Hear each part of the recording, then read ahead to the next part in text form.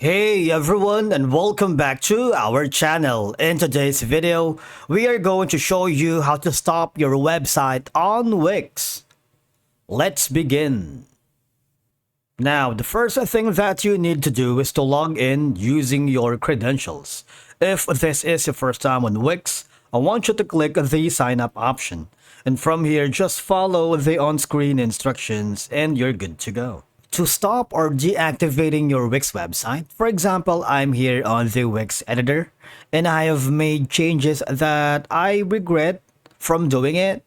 And for you to be able to unpublish your website, all you have to do is hover to the upper left corner where you can see the option that says go to dashboard.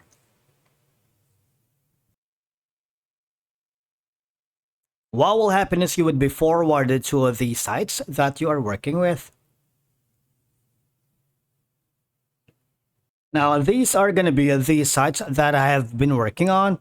These are not published yet, but this one has been published.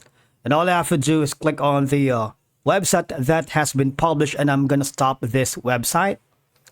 I'm going to click on it. And then after that, you have to go to the left side panel of your dashboard and click on the settings. Just wait for it to load, and there's going to be an option that says website settings, manage your site's name, URL, favicon, and more. Now, once you do that, you would notice that your website has been published, right? And for you to stop your website here, all you have to do is click this option that says unpublish. If you do that, what will happen is you would get a notification that once you unpublish your website, it won't be visible to visitors. And you can always publish it again from the editor. And for you to be able to stop it, all you're going to do is click on unpublish. All right. Now, after unpublishing your website, another way for you to stop your website here is go to the subscription plan on the left side panel of your dashboard.